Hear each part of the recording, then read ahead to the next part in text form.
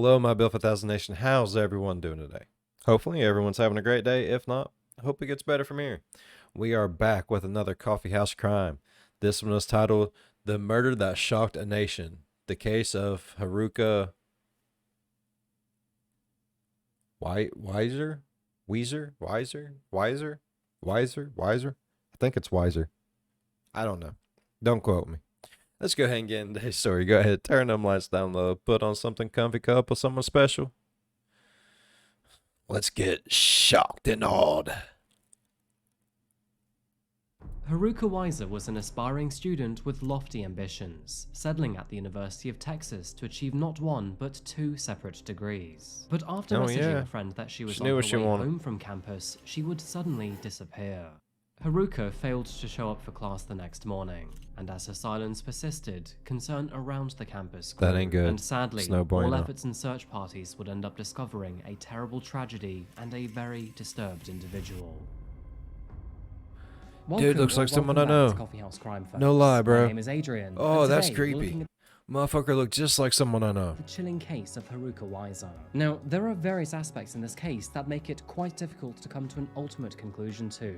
So, with that in mind, I'll let you form your own opinion at the end. Before we begin, and just to let you know that I post true crime and strange cases here weekly, love forming my own opinion. Guilty! Subscribing to the channel. So, if you want to see more dark and fascinating stories or more videos of Nero, then please subscribe now. And now, with that said, please grab yourself a coffee, pull up a seat, and get ready for the deep dive. This is the case of Haruka Weiser.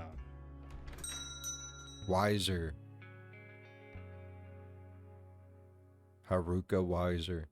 Welcome back to the Lone Star State, folks. And of course, if you're not familiar with its nickname, I'm talking about Texas again. Look at that puppy dog. Cowboys and rodeos. It has long since moved past that era and is now better known as an urban and contemporary place to be. Though, saying that, they do still celebrate their own traditional roots from time to time. Man, today, them we're zoning in Longhorns, on the bro. state's capital city, Austin. Now, we can all assume that when it comes to finances, this Massive city is motherfuckers. extremely economically Massive. rich, with the likes of Amazon, Apple, Facebook, and Google all having major offices here. Both wealth and quality education are in abundance here, with That's cool 52% as shit, too. of adults in the local area having achieved a bachelor's degree or above, while the rest of the nation sits at an average of just 13%. One of these young adults pursuing such an education was Haruka Weiser, an 18-year-old freshman studying at the University of Texas.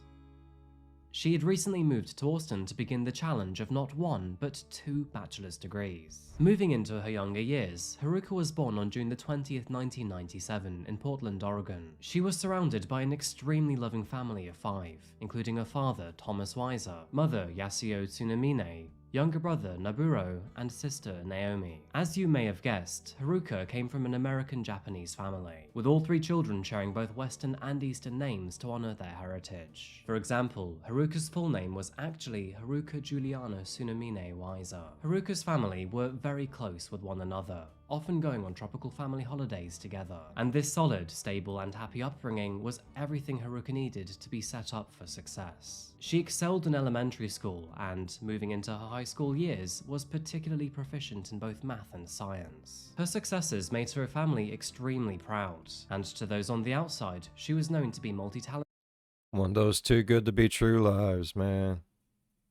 That's awful. Cut short like that. And a very ambitious young girl. Moving into her teenage years, Haruka found her calling in the realms of both dance and theatre. At the age of 12, she would beg her parents to send her to ballet lessons. And seeing the passion in her eyes and pleas, She's got good form. First classes when she turned 13. This changed everything for the young girl, and although she had found her real passion, she was still able to keep up with her studies. She was very bubbly and proud, with a highly fulfilling life. To add to this, she also had a rich friendship group, interesting hobbies, fantastic grades, and a very loving family. Upon graduation, she decided to follow her passions as well as her academics, enrolling in the University of Texas to dual study in both theatre and arts and a pre-med course, in hopes of one day becoming a doctor. Naturally, her family and friends were sad to see her move down to the southern state. They had all graduated and travelled across the country together, but now it was time for her to strike out on her own. And so, at the beginning of her academic year in 2015, Haruka found herself in both strange and uncharted territory. But rising to the challenge, she established herself very quickly here, making new friends and appearing in a few of the university stage plays in her very first year. But all that would change on April 4th, 2016. With Haruka deeply passionate about her studies, it was quite strange when she failed to show up to class that morning. The situation became more suspicious when she failed to show up to all of her other classes that day too.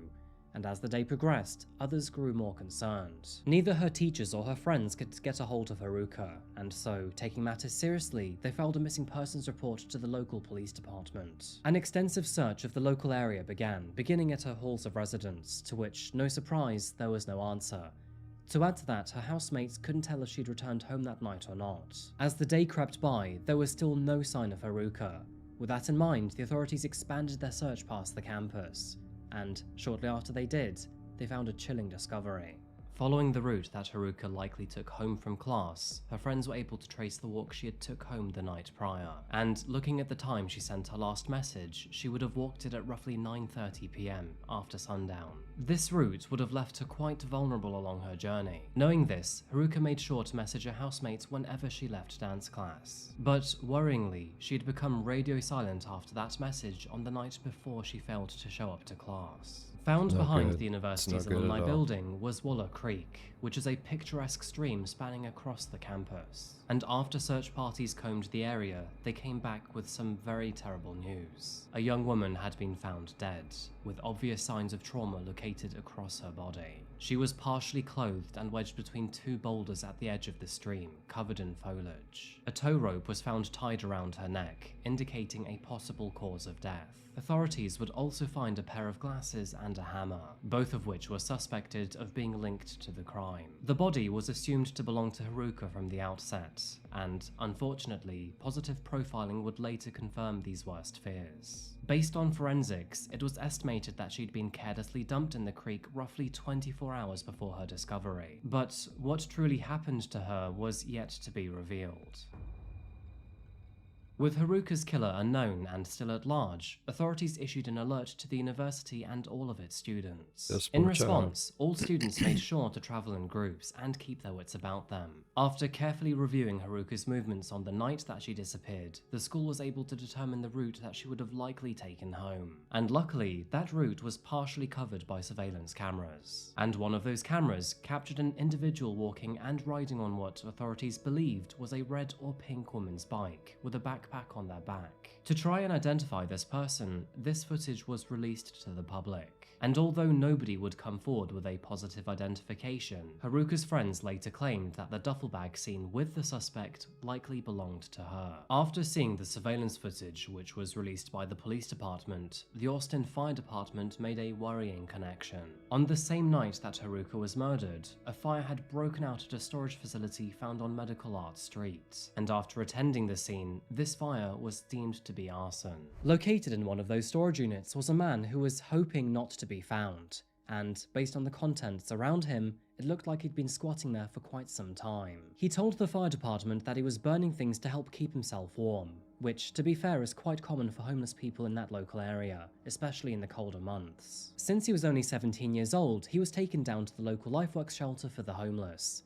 However, after reviewing that surveillance footage, firefighters recognized him to be that guy. After returning to the scene of the fire, detectives found the bike seen in the surveillance footage, alongside a boot, a burned college notebook, and a black jacket. And after looking inside the jacket's pocket, they found a receipt with Haruka's details on it, therefore linking her death to the fire and the man behind it.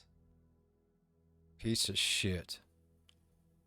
What's his excuse? No doubt, this evidence made it incredibly hard to dispute a connection between Haruka and the homeless teenager. And so, in response, the authorities travelled to the LifeWorks shelter to find their guy. Surprisingly, the young man was still there when they arrived. But then again, when you have nowhere to go, you likely cling on to any comfort you can find. The 17-year-old man was eventually identified to be Meechaiel Criner, who previously lived in Texarkana, found more than 300 miles away. Meechaiel was initially arrested on charges of tampering with evidence due to the fire, but after receiving a warrant to search his belongings, investigators found a MacBook with a Portland sticker on it. This sadly matching the description of Haruka's laptop. And so, with this fresh information in mind, his arrest was upgraded from tampering with evidence to suspected murder. In a press conference on April the 8th, the Austin Police Department announced that they had a suspect in custody, and, pending some advancements, planned to charge him with first-degree murder.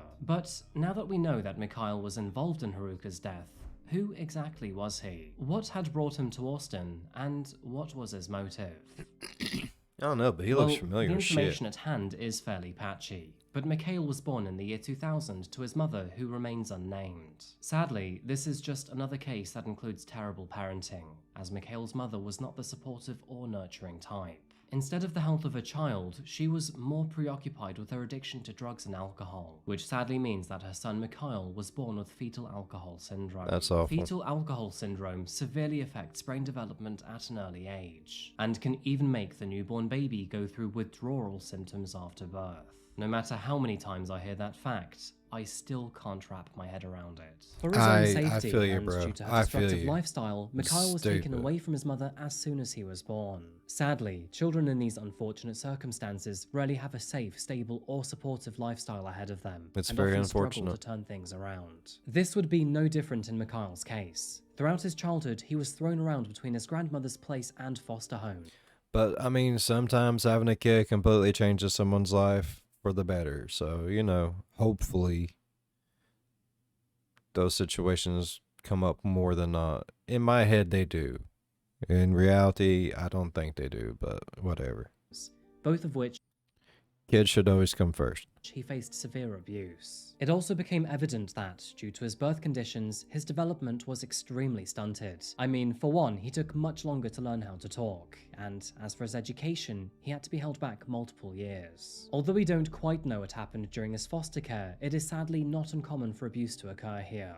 And as for his grandmother, the police were called to her property multiple times. The worst incident was in the year 2009, when neighbors had to call the police after seeing Meechaiel's grandmother beating him in the front yard. Holy As a shit. result of the attack, both of his eyes were swollen shut. Excluding What'd his he do? terrible actions as an adult, I feel so sorry for Meechaiel as a child.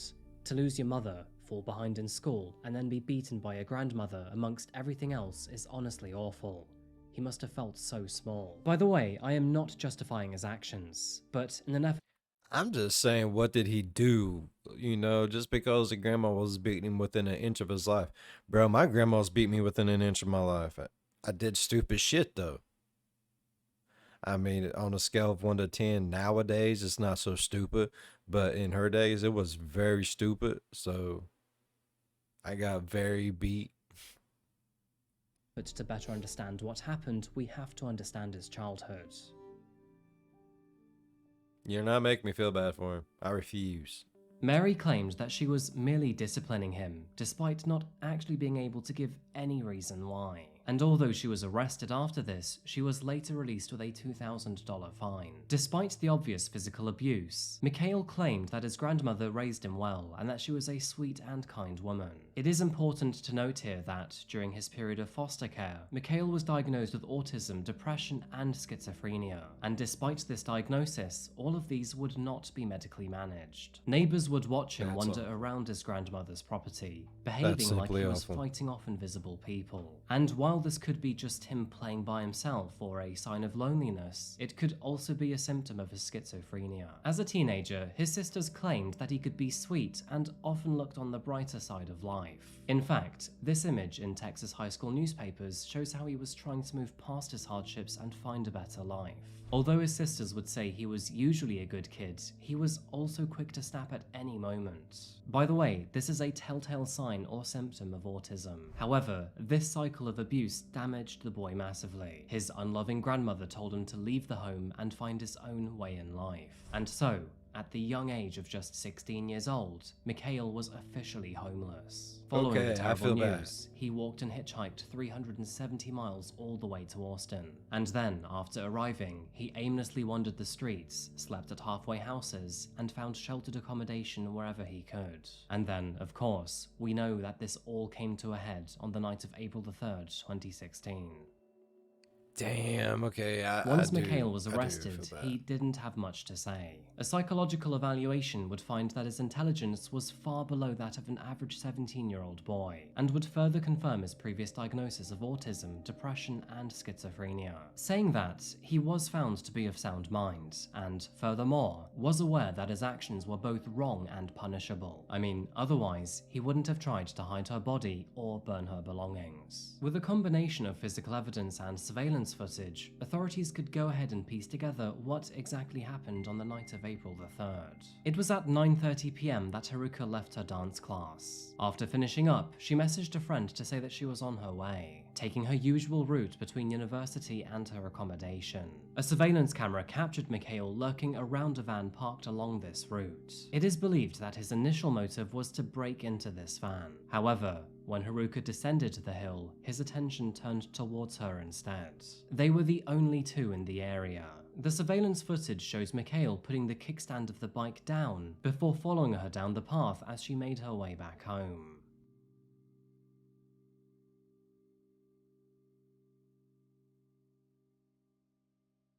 It isn't Piece known of if he made shit, any bro. advancements prior, but what we do know is that along the way he attacked her, and sadly, at a height of 6'2", she stood no chance. Tragically, she was then sexually assaulted before being murdered by strangulation via the tow rope found on her body. Even to this day, nobody actually knows where this towing rope came from. It could be that this was premeditated and he'd planned to use it for some sort of crime, or simply that he'd found it along the way. Haruka was then dragged down the riverside by the rope, before being stuffed between two boulders and hidden with debris and foliage. Meechaiel then returned back the way he came, collected his bike, and then left the scene. A while later, he could be seen walking his bike alongside him as if he was tired or had hurt his leg. From here, we can only assume that he returned to the storage unit with Haruka's possessions in hand. He likely slept there overnight, and in the morning, realizing the severity of his actions, decided to try and get rid of the evidence. That is when the fire department picked him up and took him to a homeless shelter, where, of course, he was then arrested the very next day. The legal proceedings of this case are both long and complex, and frustratingly show a level of neglect that you rarely see in homicide cases. You see, Meechaiel was officially indicted in June 2016 for murder, robbery, attempted kidnapping, and sexual assault, and his trial date was then set for March of 2017. However, that initial date was then cancelled after it was learned that there was a massive problem with the DNA profiling of this case. Following inexperienced and untrained staff, the police department's forensic labs were closed in July 2016. This meant that only 20 samples could be processed every single month, leaving the police department with a massive backlog. Due to so much time passing before they could be processed, most of the DNA evidence was eventually scrapped, and these samples were unfortunately now deemed invalid in court.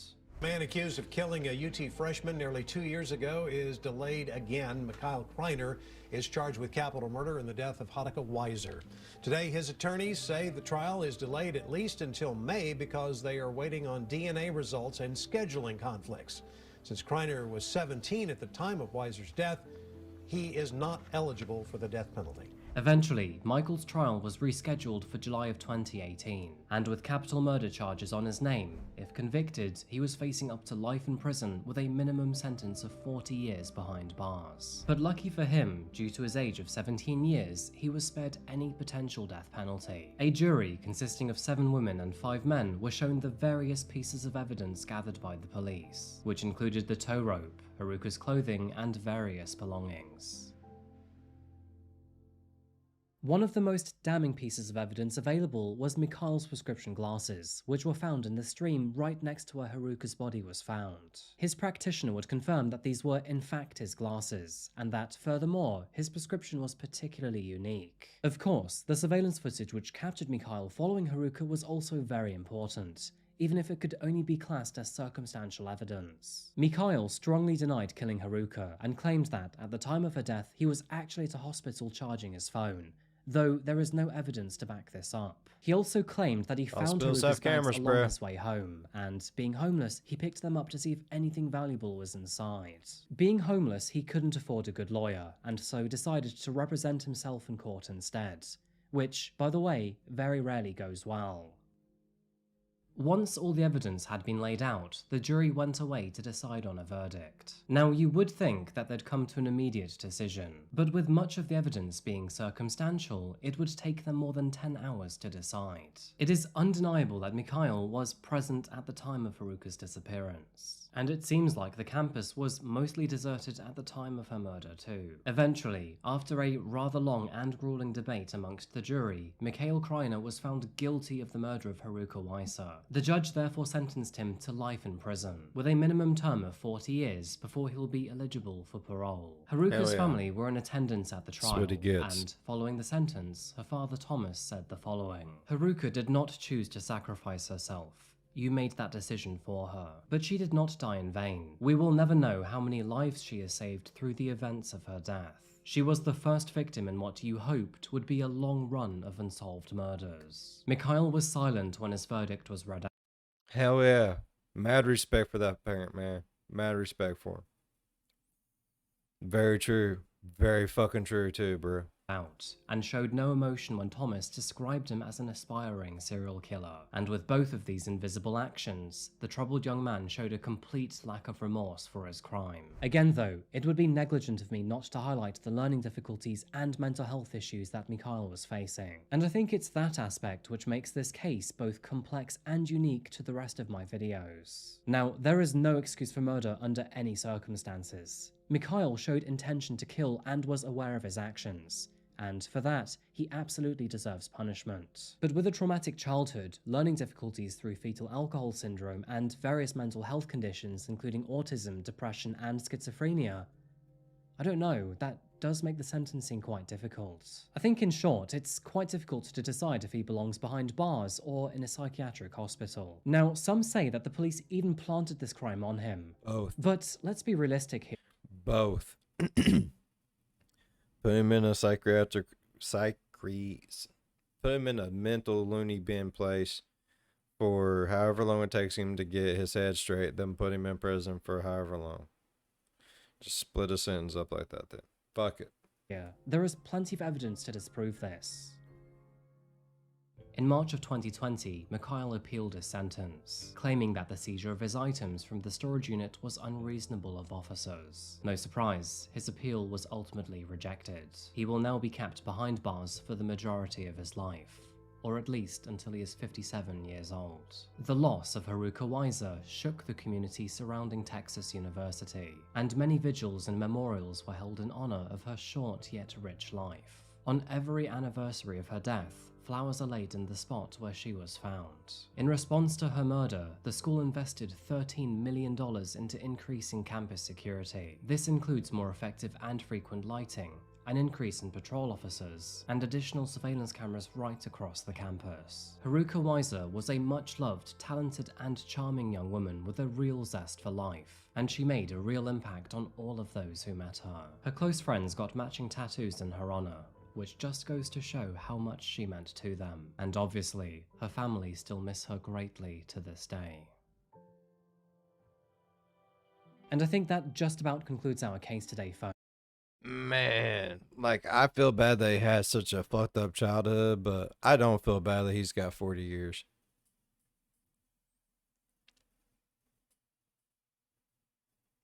I hate that he went through that as a kid, but that does not give him the right to take someone else's life. I don't give a fuck who he thinks he is, where he's from.